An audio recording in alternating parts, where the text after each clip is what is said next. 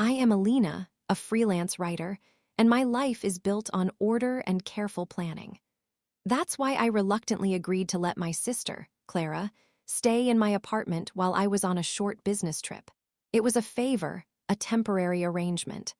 I came home 2 weeks later, not to a serene, empty apartment, but to chaos. There was a hefty cleaning bill on the coffee table, a half-eaten pizza on the counter, and my once pristine apartment was a complete disaster. But the worst part was the small, sinking feeling in my gut when I saw the closet door ajar, and then the open safe inside. My mother, of course, was on the phone, telling me it was just Clara being Clara, that she was going through a phase. At the family dinner, I will make my stand. I have the receipts, the photos, and the evidence of the chaos she left behind. I'll simply show them what she's done. I'll just hand her the key. Are you ready to see what happens when a person's trust is broken and they decide to take matters into their own hands? Make sure to hit that like and subscribe button to join us on this journey. Leave a comment below letting us know where you're watching from, and hit that bell icon to be notified when the next chapter drops. My apartment on the 5th floor of a brownstone building in the city was my sanctuary. It was my space, meticulously organized, a reflection of the methodical nature I applied to my freelance writing career. Every book was alphabetized, every pen had a place, and every morning I made my bed with hospital corners. When my sister, Clara, called, her voice was a whirlwind of practiced charm and casual urgency, the kind that made you want to say yes before you'd even heard the question. "Alina, I know this is a huge ask," she said, her voice dripping with sincerity, "but my place has been double booked and I have nowhere to stay for a few nights while you're out of town." My first instinct was to decline. My work trip was a crucial one, and I needed to focus. But Clara had a way of wearing you down, of making you feel guilty for saying no. "It'll just be a couple of nights, I promise. I'll just need a place to crash, and I'll keep an eye on everything for you." She knew my weakness, which was my love for our grandmother's antique jewelry box, a small, ornate piece that contained not only sentimental heirlooms, but also some of my most valuable pieces, all of which I kept in the small wall safe behind a painting in my closet. I was a nervous wreck the entire time I was away. I tried to focus on the business at hand, but my mind kept drifting back to my apartment. I had told Clara about the safe, of course, because I trusted her. She was my sister. I had even told her the combination, a sequence of our family's most important dates, because what good is a safe if you can't access it when you need to? I just wanted to be sure that if anything happened, she could get my things out. I had a nagging feeling in my gut, a low hum of anxiety that never quite went away. I kept telling myself it was just my overactive imagination. Clara was a free spirit, yes, but she wasn't malicious. She was just flighty. The first night, she texted me a picture of my living room, perfectly tidy. "All good here," she wrote. "You worry too much." I let out a sigh of relief. Maybe this was my chance to learn to trust her. But as the days went on, the texts became less frequent, the responses shorter. The last text she sent me was a single word. It was a stark contrast to the flood of emojis and exclamation points she usually used. I tried to call her, but she didn't pick up. I tried again and again and again, but I was sent to voicemail every time. I finally managed to get in touch with my mother, who reassured me that Clara was fine and just busy with her life. "You know how she is, Alina," she said, her voice laced with an exasperated fondness that I had come to loathe. "She's just going through a phase. She'll get in touch when she's ready." I hung up the phone, feeling more frustrated than ever. My mother's blind faith in Clara was a constant source of tension between us. It was as if she refused to see the truth, the pattern of irresponsibility that had defined Clara's life for as long as I could remember. I knew I couldn't rely on her to help me. I was on my own. I had to wait until I got back to the city to see if my things were okay. The last thing I wanted to do was to think of the worst, but I couldn't help it. I had a bad feeling in my stomach, and I knew that it wasn't for nothing. I had to prepare for the worst. I kept a small emergency fund in my bank account for situations like this, and I was grateful for it. I was also grateful for the fact that I had taken a digital copy of my most important documents and stored them in a secure cloud service. I had a feeling that I was going to need them. My flight was scheduled to leave in a few hours, and I couldn't wait to get back home. I just wanted to put my feet up, take a nice hot shower, and put this whole ordeal behind me. I knew that it was just a few more hours, but it felt like a lifetime. I just wanted to see my apartment again and make sure that everything was okay.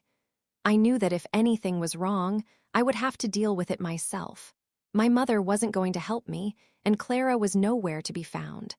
I was on my own, and I had to be strong. I couldn't shake the feeling that something was off. My mind replayed the last phone call with my mother, her soft voice making excuses for Clara's behavior. It was a script I knew by heart.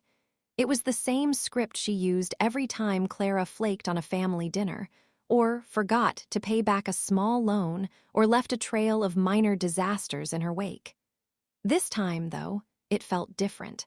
This time, it wasn't just a missed call or a broken promise.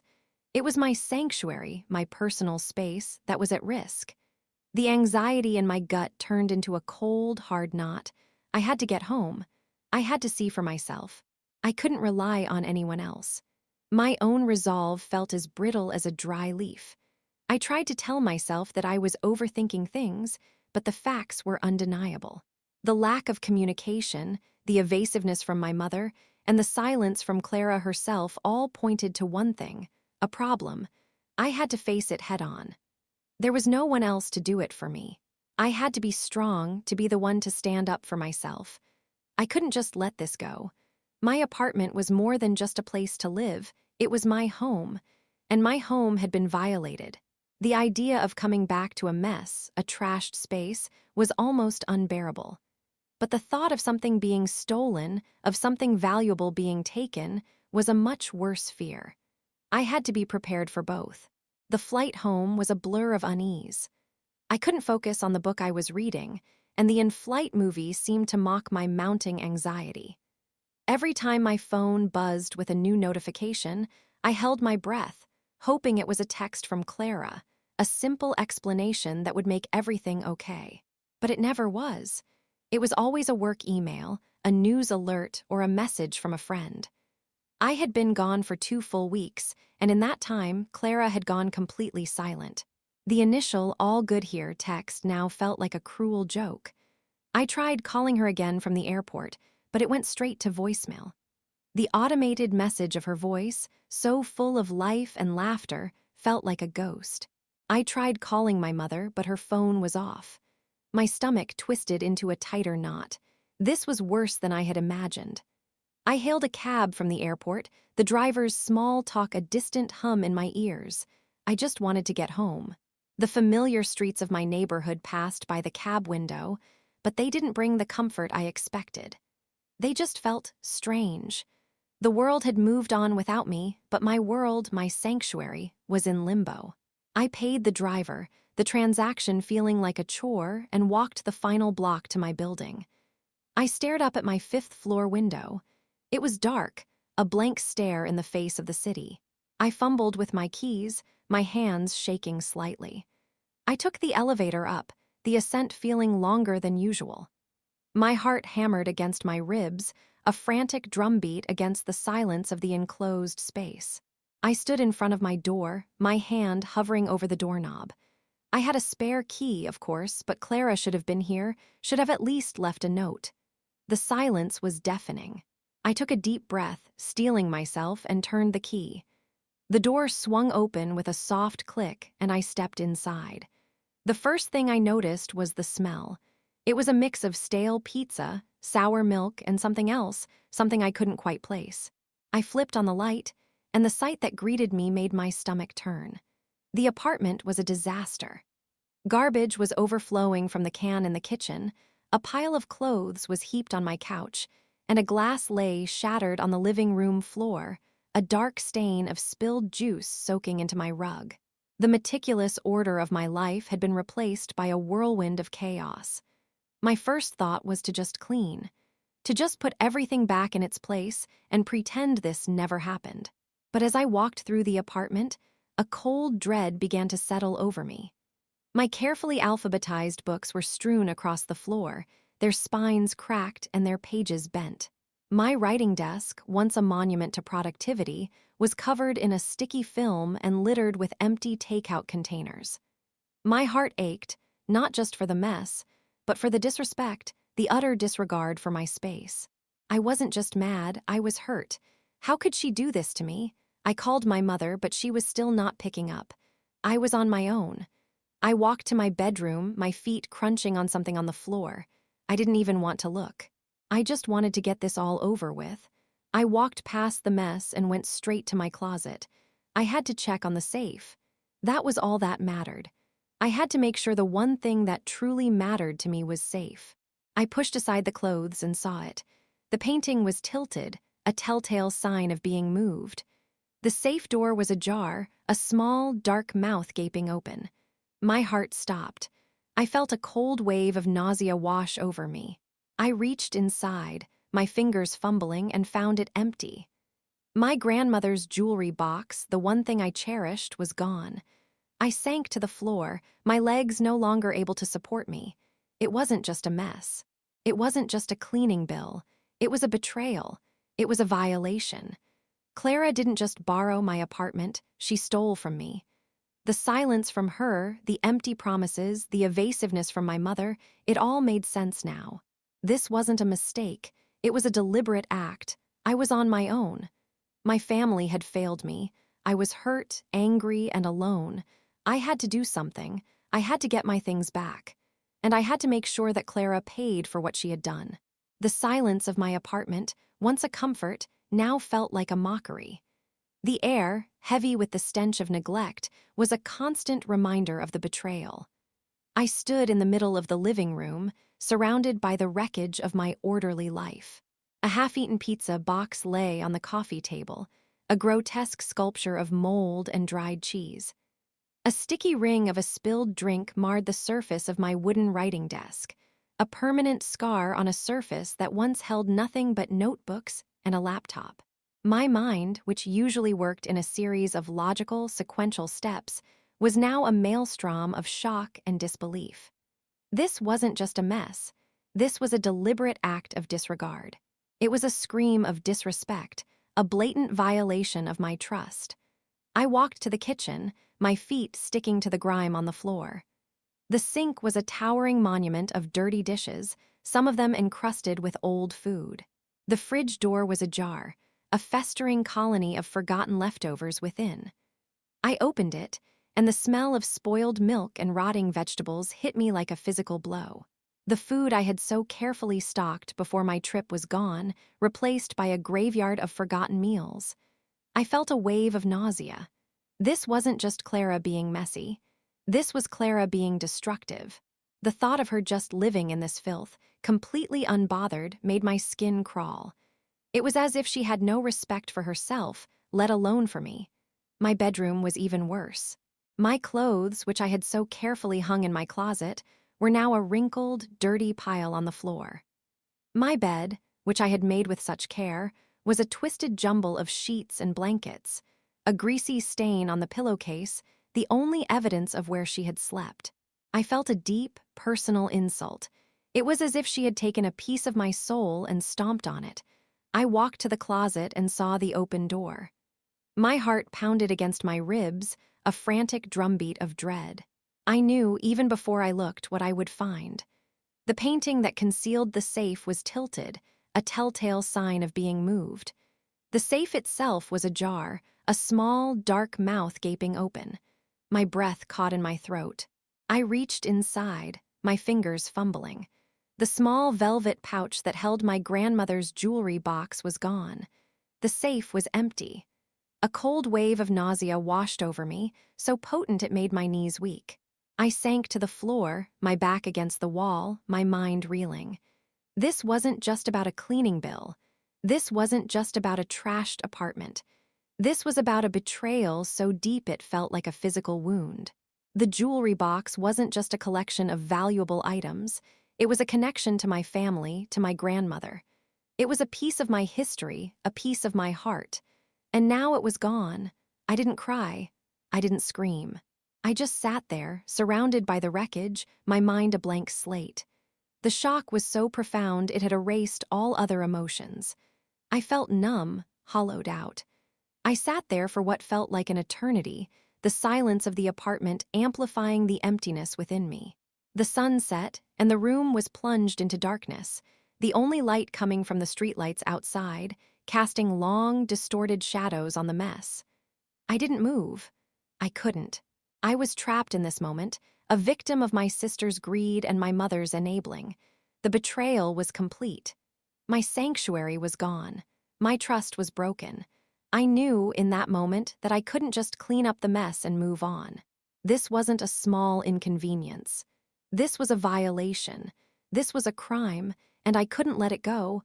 I had to do something. I had to make her pay. I had to show my family, and more importantly, my mother, that this was not okay. That this was not just a phase. I had to make them see the truth that they had all so desperately tried to ignore. The truth that Clara was not just a free spirit, but a thief. A thief who had stolen not just my possessions, but my sense of security, my peace of mind. I knew what I had to do. I had to get my revenge. My state of shock lasted only a few minutes before the cold fury set in. The numbness gave way to a burning rage, a fire that consumed every other emotion. I stood up, my legs still shaky, and walked back to the living room. I needed to be methodical. I needed to be a writer, a detective, a meticulous accountant all rolled into one. I needed to document everything. I grabbed my phone and began to take pictures. I took close-ups of the sticky ring on my desk, the pile of dirty clothes, the shattered glass on the floor. I took a picture of the open safe, its empty mouth a silent scream of betrayal. I didn't miss a single detail. I wanted to build a case, a solid, irrefutable argument that would leave no room for excuses or justifications. I called a cleaning service, a high-end one that specialized in disaster cleanup. I explained the situation, and the woman on the other end of the line was sympathetic but professional. She quoted me a price that made my blood run cold. It was a hefty sum, a price I had never imagined I would have to pay. I wrote it down on a piece of paper, a stark, ugly number in a series of neatly typed figures. Next, I went to my laptop and pulled up my bank statements. I checked my account, my credit cards, my investment portfolio. Nothing was missing. It was a small relief, but a confusing one. Why would she leave the money but take the jewelry? It didn't make sense. But then I remembered. My grandmother's jewelry box contained not just gold and diamonds, but also a small, carved wooden locket that held a picture of my grandmother. It wasn't worth much to anyone else, but to me, it was priceless. It was the one thing that connected me to her. Clara knew that. She knew what it meant to me.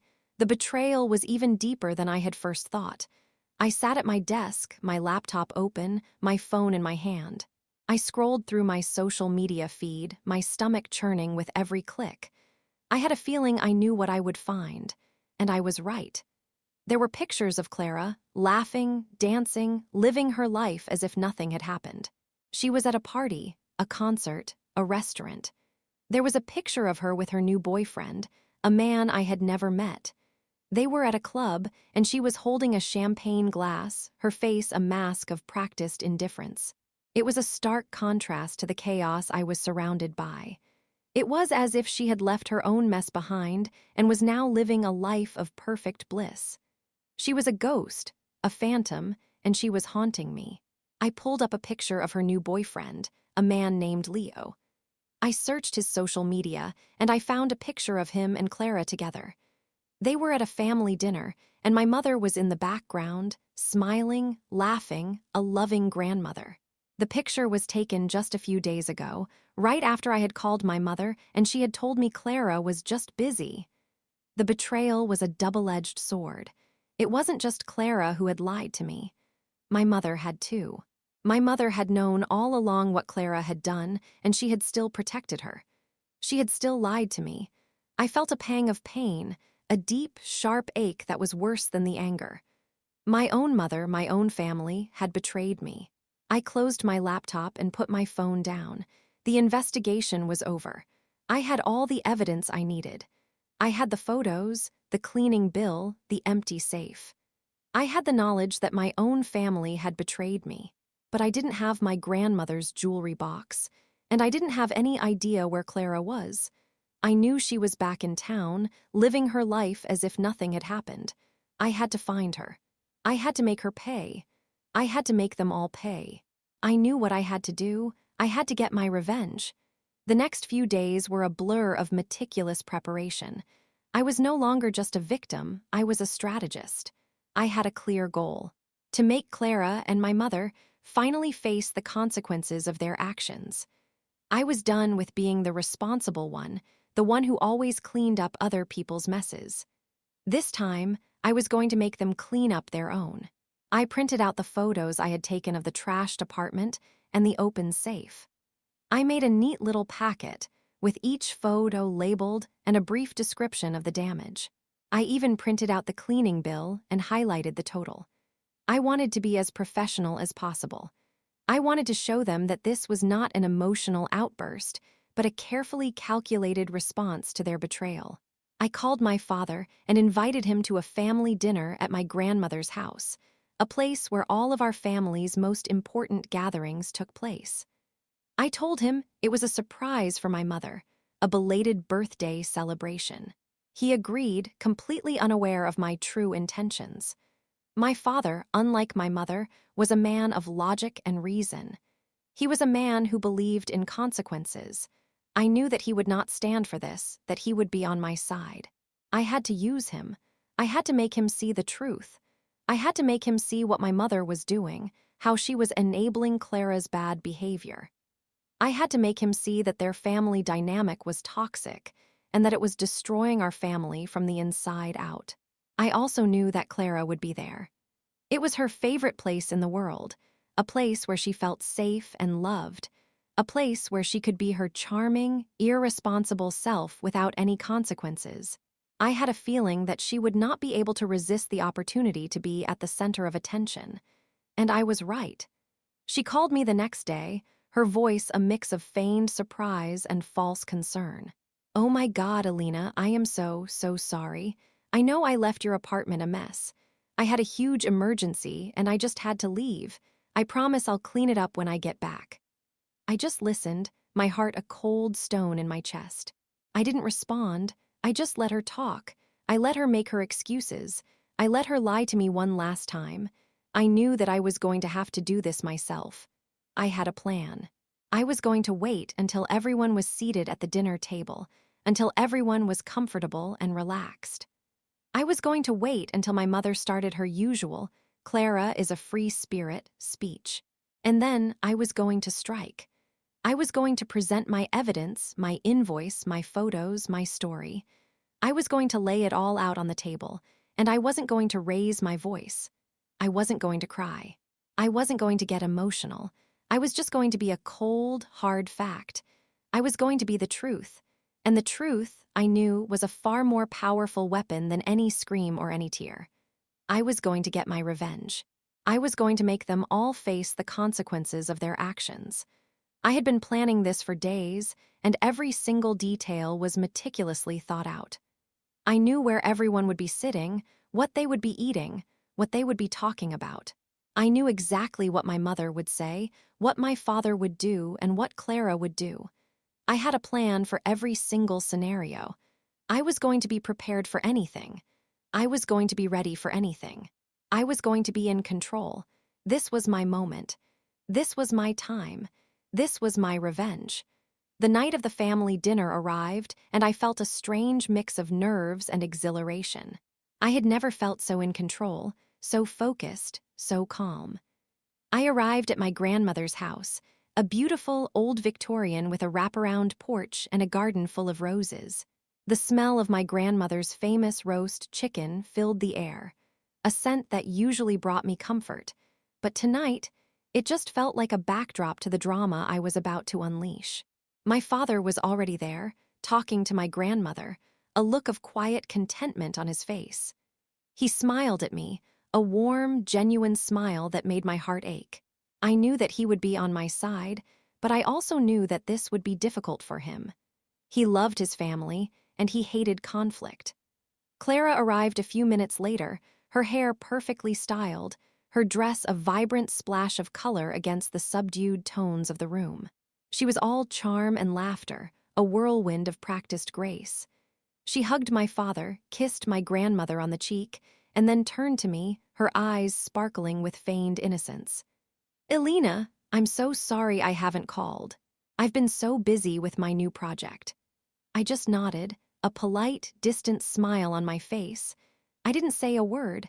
I just watched her, a silent observer. I saw the way my mother's eyes followed her, a look of adoration that was a mix of pride and worry. I saw the way my grandmother's face lit up when she saw her, a look of pure, unadulterated love. It was a perfect picture of a dysfunctional family, a family that loved a thief. We all sat down at the dinner table, the air thick with unspoken tension. My mother started talking about Clara's new project, a vague, nebulous idea that involved helping people and making the world a better place. My father, ever the pragmatist, asked her what she was doing. "I'm just living my life, Dad," she said with a laugh. "You should try it sometime." Everyone laughed, everyone except me. I sat there, a ghost at my own family dinner, my heart a cold stone in my chest. I watched as my mother passed the gravy boat to Clara, a look of quiet contentment on her face. I watched as my father, ever the diplomat, changed the subject to a more neutral topic. I watched as my grandmother, in her soft, gentle voice, asked Clara if she was happy. And Clara, with a smile that was a practiced mask of false sincerity, said yes. My mother, sensing the quiet tension, tried to smooth things over. "Elena, you've been so quiet. Is everything okay?" she asked, her voice laced with a subtle hint of accusation. I looked her in the eye, a cold, hard look that made her flinch. "I'm fine, Mom," I said, my voice a quiet, calm monotone. "I'm just thinking." I took a sip of water, the cold liquid a stark contrast to the fire that was burning inside of me. I waited. I waited until my mother started her usual, "Clara is a free spirit" speech. I waited until she said the words that I knew she would say. I waited until she said, "You know, Elena, you should be more like your sister. She just goes with the flow, she's not so uptight." And then I struck. I laid the packet of photos on the table, a silent, damning testament to Clara's betrayal. The laughter died. The conversation stopped. The silence was deafening. My mother's eyes widened in shock. My father's face was a mask of confusion. Clara's face, for the first time since I had walked in, was a mask of fear. "What is this?" my mother asked, her voice a whisper.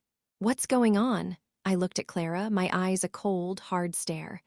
"Clara," I said, my voice a calm, even tone, "I've come to collect what's mine."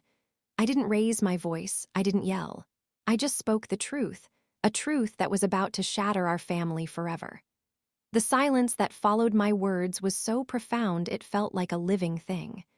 The clinking of forks on plates, the low hum of conversation, the gentle rhythm of a family dinner, it all vanished, replaced by a suffocating, unbearable stillness.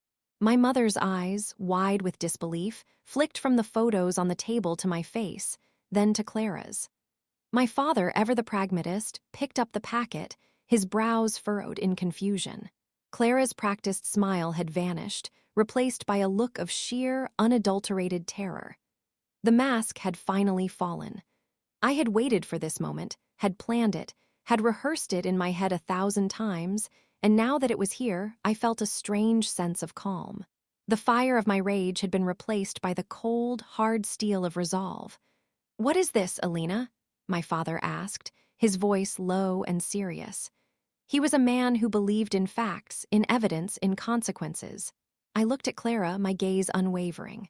"Clara," I said, my voice as calm as a summer's day, "I came home from my trip to find my apartment a disaster, and I found my safe, which held our grandmother's jewelry box, wide open and empty." The words, so simple and direct, hung in the air like a death sentence. My grandmother gasped, her hand flying to her mouth. My father's face hardened, a mask of grim disappointment. My mother, in her usual fashion, immediately came to Clara's defense. "Elena, you can't just accuse her of something like this. It was probably just a mistake. She probably just forgot to put it back," she said, her voice laced with desperation. I didn't respond. I didn't need to. I just looked at Clara, a silent question in my eyes. Clara, cornered, panicked. "I don't know what you're talking about. I didn't take anything," she stammered, her voice a high-pitched squeal. "Why would I do that? I love Grandma's jewelry. I would never." The lie was so transparent, so pathetic, that it was almost laughable.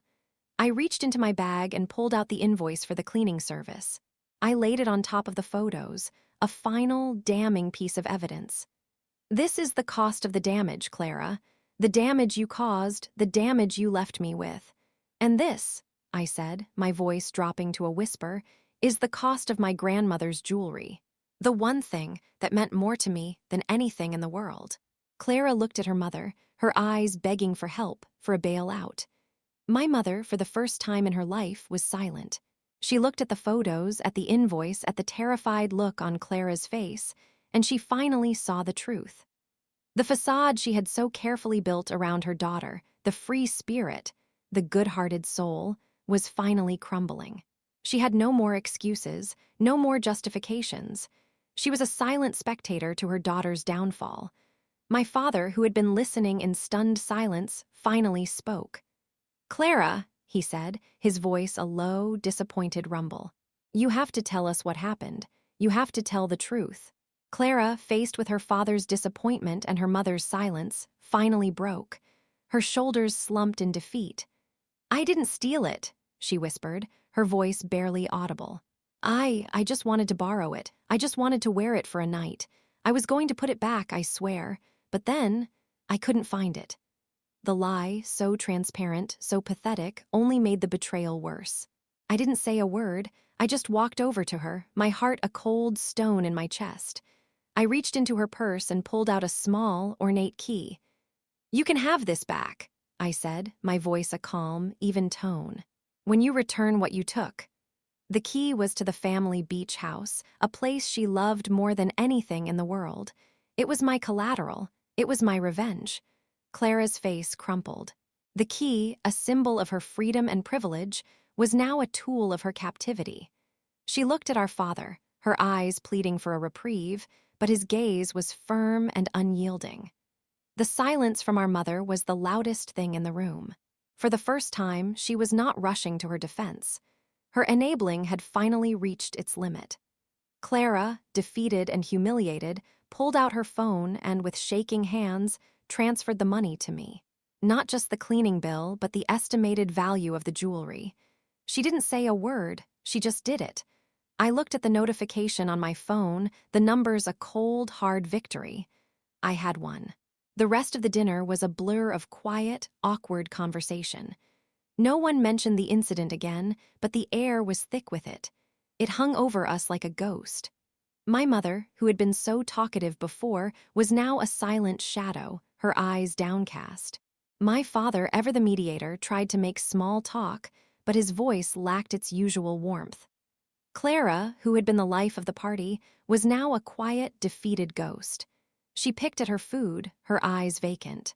When the dinner was over, she didn't say goodbye. She just walked out the door, her shoulders slumped in defeat. I stayed behind to help my grandmother clean up. She didn't say a word about the incident, but her eyes, so full of love and wisdom, told me everything I needed to know. She understood. She had seen the truth. My father walked me to my car, a hand on my shoulder. "You did the right thing, Elena," he said, his voice low and serious. "You had to stand up for yourself. You had to show them that this was not okay." I just nodded, a lump in my throat. His words were a balm to my wounded heart. I was no longer alone. I had my father on my side. I drove home, the streets a blur of lights and shadows. The car, once just a vehicle, now felt like a chariot of victory. I was no longer a victim. I was a victor. I had stood up for myself. I had faced my family. I had gotten my revenge. I had shown them that I was not a doormat, that I would not be taken advantage of. I parked my car, and as I walked to my apartment, I felt a sense of peace that I hadn't felt in weeks. My apartment was still a mess, but it was my mess. My space. My home. I had my keys, I had my life, and I was in control. I opened my door, and the apartment, which had once felt like a graveyard of betrayal, now felt like a blank canvas. I took a deep breath, and the air, which had once smelled of stale pizza and spoiled milk, now smelled of freedom. I had won. I had gotten my revenge, but the victory was bittersweet. I had my money, I had my dignity, but I had lost something too. I had lost the innocence of my family. I had lost the illusion that we were all a loving, supportive unit. I had seen the dark side of my family, and I could never unsee it. I knew in that moment that I had a new, healthier dynamic with my family, one built on honesty, not enabling. One built on respect, not betrayal. I had my revenge, and it was the best revenge of all. I was finally free. Have you ever experienced a similar situation and the feelings of betrayal that come with it? We'd love to hear your stories in the comments below. And if this story touched something in you, make sure to subscribe and share this story with someone who needs to hear that sometimes. The only way to heal is to face the truth. Thank you for listening to my story.